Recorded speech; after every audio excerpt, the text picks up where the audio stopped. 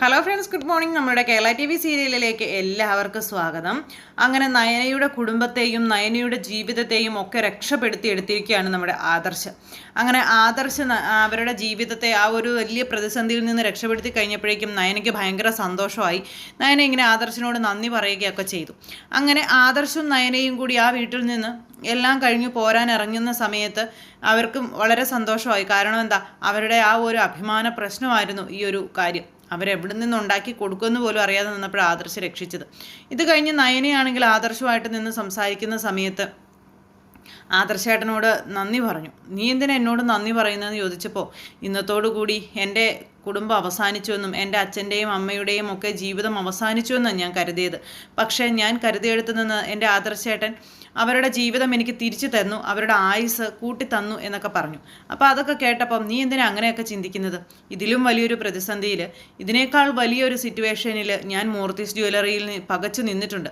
ആ സമയത്ത് എൻ്റെ ക്ലയൻസിന് മുന്നിൽ എന്നെ രക്ഷപ്പെടുത്തിയെടുത്തത്, അല്ലെങ്കിൽ അവരുടെ മുന്നിൽ എൻ്റെ അഭിമാനം നിലനിർത്താൻ എന്നെ സഹായിച്ചത് നീയാ. അങ്ങനെ നീ അന്ന് എന്നെ സഹായിച്ചത് കൊണ്ട് കോടികളുടെ ബിസിനസ്സാണ് അന്ന് എനിക്ക് മൂർത്തീസ് ജ്വല്ലറിക്ക് നേടിക്കൊടുക്കാനായിട്ട് കഴിഞ്ഞത്.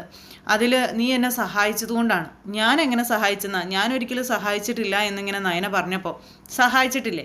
നീ എന്നെ സഹായിച്ചിട്ടില്ലെന്ന് ആര് പറഞ്ഞു? നീ എന്നെ സഹായിച്ചത് കൊണ്ടല്ലേ അന്ന് ആ വന്ന ക്ലയൻസിന് ആ ഒരു ഡിസൈൻ ഇഷ്ടപ്പെട്ടതും അതുപോലെ തന്നെ അവർ ആ വലിയൊരു ബിസിനസ് നമ്മുടെ മൂർത്തീസ് ജ്വല്ലറിക്ക് തരികയും ചെയ്തത്. അങ്ങനെ മൂർത്തീസ് ജ്വല്ലറിക്ക് കോടികളുടെ ലാഭം നീ ഉണ്ടാക്കി തന്നപ്പോൾ എനിക്ക് അതിൻ്റേതായ ഒരു പ്രത്യുപകാരം നിന്നോട് ചെയ്യണ്ടേ? ഇതെന്താ, ഇതൊരു 6 ലക്ഷം രൂപയുടെ കേസല്ലേ ഉള്ളൂ, ഇനിയും വലിയ വലിയ കടങ്ങൾ എനിക്ക് അങ്ങോട്ടാണ് കിടക്കുന്നത് എന്നൊക്കെ ആദർശ് ഇങ്ങനെ പറയും. അപ്പോൾ ആദർശേട്ടൻ ഒരിക്കലും അങ്ങനെ എൻ്റേത് നിൻ്റേത് എന്നുള്ള രീതിയിലൊന്നും ചിന്തിക്കരുതെന്നും, ഞാൻ എൻ്റെ കടമയാണ് ചെയ്യുന്നത് എന്നൊക്കെ ഇങ്ങനെ നയന പറയുമ്പോൾ, അത് തന്നെ എനിക്കും അങ്ങോട്ട് പറയാനുള്ളത്. എൻ്റേത് നിൻ്റേത് എന്ന് നീയും ചിന്തിക്കരുത്, ഞാനും എൻ്റെ കടമ തന്നെയാണ് ചെയ്യുന്നത് എന്നങ്ങനെ പറഞ്ഞു.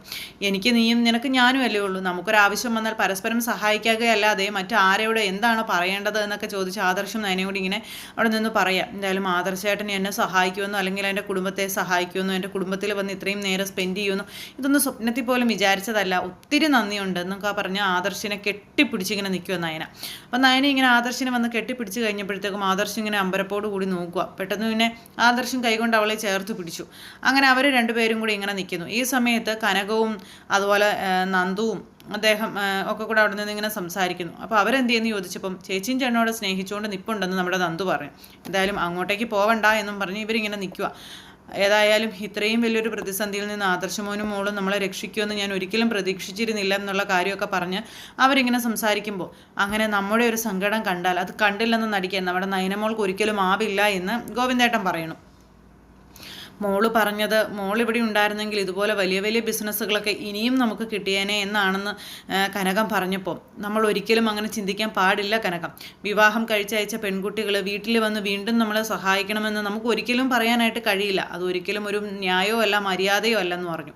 എന്നിട്ട് കൂടി ഇത്രയും വലിയൊരു പ്രതിസന്ധിയിൽ നമ്മളെ സഹായിക്കാൻ നയനമോളും ആദർശമോനും നിന്നത് അതൊരു ദൈവഭാഗ്യമാണെന്നൊക്കെ പറയാം. അതൊക്കെ നമ്മുടെ നയനമോൾക്ക് കിട്ടിയ ഒരു ഭാഗ്യമാണ്, ആദർശമോനെ പോലെ ഒരു ഭർത്താവിനെ കിട്ടിയ ഭാഗ്യമാണ് എന്നൊക്കെ പറഞ്ഞ് ഇവരിങ്ങനെ സംസാരിച്ചുകൊണ്ട് നിൽക്കുന്നു.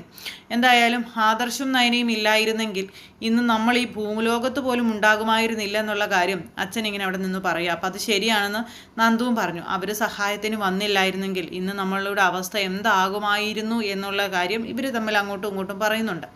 അങ്ങനെ ഇവർ ഈ ഒരു കാര്യമൊക്കെ പറഞ്ഞ് സംസാരിച്ചുകൊണ്ട് അവിടെ എങ്ങനെ നിൽക്കുന്നു. അങ്ങനെ ആ ഒരു സെറ്റപ്പും കാര്യങ്ങളും ഇതെല്ലാം കഴിഞ്ഞു.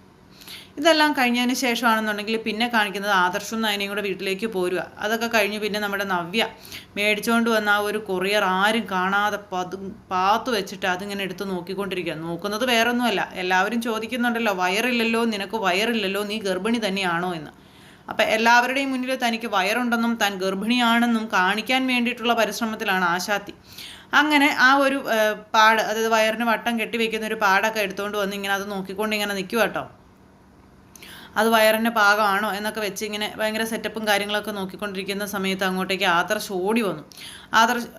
അഭി ഓടി വന്നപ്പോൾ പെട്ടെന്ന് ഈ സാധനം എല്ലാം കൂടെ ചുട്ടിക്കൂട്ടി കട്ടിലിൻ്റെ അടിയിലേക്കോ മറ്റോ ഇട്ടു. നിനക്ക് എന്താ പറ്റിയത് നവ്യെ? നീ എന്താ ഇവിടെ ഇന്ന് നീ കാണിക്കുന്നതെന്ന് ചോദിച്ചപ്പം, ഞാനെന്ത് കാണിക്കാൻ? ഞാനൊന്നും കാണിക്കുന്നില്ലല്ലോ. നിനക്കെന്താ കൊറിയർ വന്നത്? കൊറിയറോ? എനിക്കോ? ഇവിടുന്ന് കൊറിയർ തന്നിട്ട് ആ ബോയ് പോകുന്നത് ഞാൻ കണ്ടല്ലോ. അതുപോലെ തന്നെ നിൻ്റെ കൈകളിലേക്കാണല്ലോ തന്നത്. പിന്നെ ഏത് കൊറിയറെന്നോ? നിനക്കെന്താ ഒരു സ്വബോധവും ഇല്ലേ? ഓ അത് അത് വേറൊന്നും അല്ല, അതെനിക്ക് കുറച്ച് കോസ്മെറ്റിക്സ് ഐറ്റംസ് ആണെന്ന് പറഞ്ഞപ്പോൾ നിനക്ക് ഒരു വെളിവും ഇല്ലെന്നുള്ള കാര്യം എനിക്ക് മനസ്സിലായിട്ടുണ്ട്. എപ്പോഴും എന്തിനാ അഭി നീ എന്നെ ഇങ്ങനെ കുറ്റം പറയുന്നേ?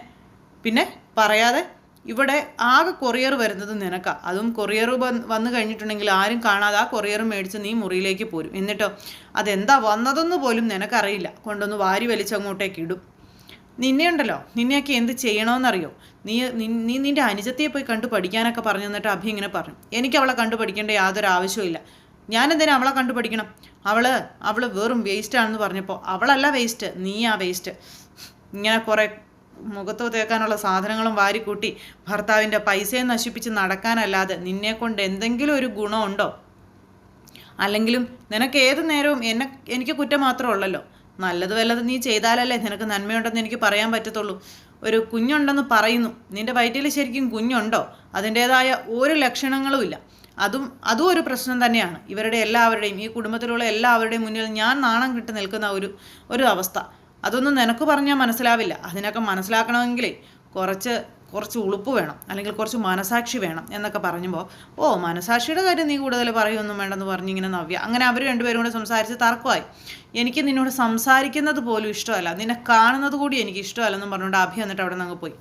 എയിലേലും പോട്ടെ എന്നും പറഞ്ഞുകൊണ്ട് ഈ നമ്മുടെ നവ്യ, ഇനിയിപ്പോൾ എല്ലാവരുടെയും പരാതി ഞാൻ മാറ്റിത്തരാം, എനിക്ക് വയറില്ലല്ലേ, ഇനി എനിക്ക് വയറുണ്ടോ ഇല്ലയോ എന്ന് എല്ലാവരും നോക്കിക്കോ എന്നും പറഞ്ഞുകൊണ്ട് ഈ സാധനം എടുത്ത് വയറിലേക്ക് കെട്ടി വെക്കാനായിട്ട് നോക്കുന്നു. അപ്പോൾ എങ്ങനെ കെട്ടണം, ഏത് രീതിയിൽ കെട്ടണം എന്നൊക്കെ ഇങ്ങനെ പാകമൊക്കെ വെച്ച് നോക്കി ഇങ്ങനെ അതൊക്കെ ചെയ്യാനായിട്ടുള്ള ആ ഒരു ഇതിലിങ്ങനെ നിൽക്കുക. എങ്ങനെയെങ്കിലും എല്ലാവരുടെയും കണ്ണി പൊടിയിട്ട് മുന്നോട്ട് പോകണം അതിന് വേണ്ടിയിട്ട്. ഇനിയിപ്പോൾ ഈ വയറ് വെച്ചുകൊണ്ട് നടക്കുമ്പോൾ ഇനിയിപ്പോൾ വയറ് കൂടുതലാണെന്ന് ആരെങ്കിലും പറയോ?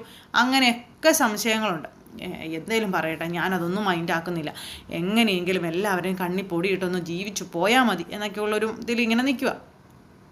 അങ്ങനെ ആ ഒരു സെറ്റപ്പും കാര്യങ്ങളും ഒക്കെ ആയിട്ട് നമ്മുടെ നവ്യ അവിടെ നിൽക്കുന്നു. ഈ സമയത്ത് ആദർശും അതുപോലെ തന്നെ നയനയും പോയിട്ട് കാണാത്തതിൻ്റെ ഇതിൽ താഴെ അവരെല്ലാവരും കൂടി ഇരുന്നിങ്ങനെ സംസാരിക്കുക കേട്ടോ. അപ്പം ഇത്രയും സമയമായിട്ടും കുട്ടികൾ എന്താ വരാത്തത് എന്ന് മുത്തശ്ശി ഇങ്ങനെ ചോദിക്കുമ്പോൾ ദേവയാനിക്ക് ഭയങ്കര കലിപ്പ്. അവർ രണ്ടുപേരും കറങ്ങി നടക്കുവാണ്, അതും ദേവയാനിയോട് പറയാതെ. ദേവയാനിയെ നാണം കെടുത്തിക്കൊണ്ട് ഇങ്ങനെ കറങ്ങി നടക്കുവാണെന്ന്. അപ്പോൾ ഈ ജലജയാണെന്നുണ്ടെങ്കിൽ ചേച്ചി എല്ലാവരും കോമാളിയാക്കുകയാണെന്നും ചേച്ചിയുടെ വാക്കിന് വിലയില്ലാതാക്കുകയാണെന്നും പറഞ്ഞ് അപ്പുറ സൈഡിൽ നിന്ന് ചെവി തിന്ന് തീർത്ത് വെച്ചിരിക്കുക. അപ്പോൾ ഇതൊക്കെ കേട്ട് കഴിയുമ്പോൾ കൂടുതൽ പക, അല്ലെങ്കിൽ കൂടുതൽ വൈരാഗ്യം നയനയോട് ദേവയാനിക്ക് ഉണ്ടാകും. അപ്പോൾ ദേവയാനിയുടെ ഉള്ളിലിരിപ്പ് എന്താണെന്ന് ദേവയാനി ജലജയോട് കൃത്യമായി പറഞ്ഞു കൊടുത്തിരുന്നു. അതുകൊണ്ട് തന്നെ ദേവയാനി എന്താണ് ഉദ്ദേശിക്കുന്നത് എന്നുള്ളത് നന്നായിട്ട് ജലജയ്ക്കറിയാം. അപ്പോൾ ഉന്തിൻ്റെ കൂടെ ഒരു തള്ളും കൂടെ എന്ന് പറഞ്ഞതുപോലെ അങ്ങനെ ആ ഒരു ഇതും കൂടെ അങ്ങ് കൊടുത്തു കഴിഞ്ഞിട്ടുണ്ടെങ്കിൽ അത് ആ ഒരു ട്രാക്കിൽ ഇങ്ങനെ കൃത്യമായിട്ട് പോയിക്കോളുമെന്നും കിട്ടാനുള്ളതെല്ലാം നയനക്കിട്ട് കിട്ടിക്കോളുമെന്നുള്ള കാര്യം ജലജയ്ക്ക് നന്നായിട്ട് അറിയാം. അതുകൊണ്ട് തന്നെ ജലജയുടേതായ ഡ്യൂട്ടികൾ കൃത്യം, ഈ അസുഖത്തിന് മരുന്ന് കൊടുക്കുന്നത് പോലെ രാവിലെ ഉച്ചയ്ക്ക് വൈകിട്ട് എല്ലാം കൃത്യമായി മരുന്ന് ഇങ്ങനെ അളന്ന് കൊടുത്തുകൊണ്ടിരിക്കുന്നു. ദേവയാനി ഇതെല്ലാം സേവിച്ചുകൊണ്ടും ഇരിക്കുന്നു. അങ്ങനെ അവർ ആ ഒരു സംസാരമൊക്കെ ആയിട്ട് അവിടെ അങ്ങനെ നിൽക്കുക. അപ്പോൾ എന്തായാലും വീട്ടിൽ എല്ലാവരെയും സഹായിച്ച് രക്ഷിച്ചൊക്കെ വന്ന സ്ഥിതിക്ക് ഇനിയിപ്പോൾ ഇത്രയും നേരം ഇതിനു വേണ്ടി കഷ്ടപ്പെട്ട് നിട്ടോട്ട് ഓടിയതൊക്കെ ആണല്ലോ. അപ്പോൾ അതുകൊണ്ട് ഇനിയിപ്പോൾ അങ്ങോട്ട് കുറച്ചൊന്ന് റിലാക്സ് ചെയ്യാൻ വേണ്ടിയിട്ട് നമ്മുടെ ആദർശ് പറഞ്ഞു, നമുക്കൊന്ന് പുറത്തേക്കൊന്ന് കറങ്ങി ഫുഡൊക്കെ കഴിച്ചിട്ട് പോകാമെന്ന്. അയ്യോ ആദർശേട്ടാ, നമ്മളങ്ങനെ പോയി കഴിഞ്ഞിട്ടുണ്ടെങ്കിൽ അവിടെ ചിലപ്പോൾ അമ്മയ്ക്കൊക്കെ ദേഷ്യമായാലോ, കാരണം നമ്മൾ ഇത്രയും നേരം ആയില്ലേ വീട്ടിൽ നിന്ന് ഇറങ്ങിയിട്ട്. അപ്പോൾ പിന്നെ നമ്മൾ പെട്ടെന്ന് അങ്ങോട്ട് ചെല്ലുന്നതല്ലേ നല്ലതെന്ന് ചോദിച്ചപ്പോൾ അമ്മയ്ക്ക് ഒരു കുഴപ്പം ഉണ്ടാവില്ല, അമ്മയുടെ സ്വഭാവം മാറിയതൊക്കെ നിനക്ക് അറിയാവുന്നതല്ലേ എന്ന് ചോദിച്ചു. എന്നാലും ആദർശേട്ടാ, അമ്മയ്ക്ക് എന്തെങ്കിലും ഒരു ഇഷ്ടക്കേട് തോന്നിയാൽ ഇപ്പോഴുള്ള ഈ ഒരു സന്തോഷമൊക്കെ പോവില്ലേ എന്ന് ചോദിച്ചപ്പോൾ അതിനൊന്നും പ്രശ്നമില്ല, നീ വാ എന്നും പറഞ്ഞ് ആദർശ് നയനയെ കൂട്ടിക്കൊണ്ട് പോവുക. അങ്ങനെ നയന പറഞ്ഞിട്ട് കൂടി ആദർശ് അമ്മയെ വിശ്വസിച്ച്, അമ്മയ്ക്ക് കുഴപ്പങ്ങളൊന്നും ഉണ്ടാവില്ല എന്ന് വിശ്വസിച്ച് നമ്മുടെ നയനയുമായിട്ട് കറങ്ങാനൊക്കെ ആയിട്ട് ഇങ്ങനെ തീരുമാനിച്ചു. അങ്ങനെ അവരുടേതായ സ്വകാര്യതയിലേക്ക്, അങ്ങനെ ഒരു അവസ്ഥയൊന്നും അവർക്ക് ഇതുവരെ കിട്ടിയിട്ടില്ലല്ലോ. അപ്പോൾ അവരുടേതായ സന്തോഷം കണ്ടെത്താൻ ആദർശ് എന്നെ ശ്രമിക്കുന്നു. അങ്ങനെ അവർ പോകുന്നു. അങ്ങനെ എന്തായാലും നയനയുടെയും ആദർശിൻ്റെയും ജീവിതം പച്ച പിടിച്ചു വരുമ്പോൾ ദേവയാനി ഇനി ഏത് രീതിയിലാണ് ഇവർക്കിട്ടുള്ള പണി കൊടുക്കുന്നത് എന്നുള്ളത് അറിയില്ല. അപ്പോൾ അത്തരത്തിൽ ദേവയാനി അവിടെ ഭയങ്കര വയലൻ്റ് ആയിട്ടാണ് ഇരിക്കുന്നത്. ദേവയാനിക്ക് എപ്പോൾ വേണമെങ്കിലും എടുത്തടിക്കാം, അല്ലെങ്കിൽ എടുത്ത് ചാടും എന്നുള്ളൊരിതിൽ. അങ്ങനെ നയനിയും ആദർശും അവരുടേതായ പ്രശ്നങ്ങളെല്ലാം പരിഹരിച്ച് അവരുടേതായ സന്തോഷങ്ങൾ കണ്ടെത്തുമ്പോൾ അവിടെ എല്ലാവരും ഹാപ്പിയാണ്. ഇവിടെ എല്ലാവരും പിള്ളേർ വരാത്തതിൻ്റെതായ കാര്യങ്ങളൊക്കെ ചിന്തിച്ചുകൊണ്ട് അങ്ങനെ ഇരിക്കുന്നു. മൊത്തത്തിൽ ആ ഒരു സിറ്റുവേഷനും കാര്യങ്ങളൊക്കെ കൂട്ടിയിണക്കിക്കൊണ്ട് ഇന്നത്തെ നമ്മുടെ കഥ വരുന്നത്. എന്തായാലും അടിപൊളി സിറ്റുവേഷൻ ആയിരുന്നു ഇന്നത്തേത്. എല്ലാവരും കാത്തിരുന്ന് കാണുക. എല്ലാവർക്കും നല്ലൊരു ദിവസം ആശംസിക്കുന്നു. എല്ലാവരുടെയും സപ്പോർട്ടിനും സ്നേഹത്തിനും ഒത്തിരി നന്ദി ഹൃദയത്തിൻ്റെ ഭാഷയിൽ അറിയിക്കുകയാണ്. സൂപ്പർ ഹിറ്റ് കഥയുമായി കാണുന്നത് വരെ എല്ലാവർക്കും നന്ദി. See again. Take care. Bye by.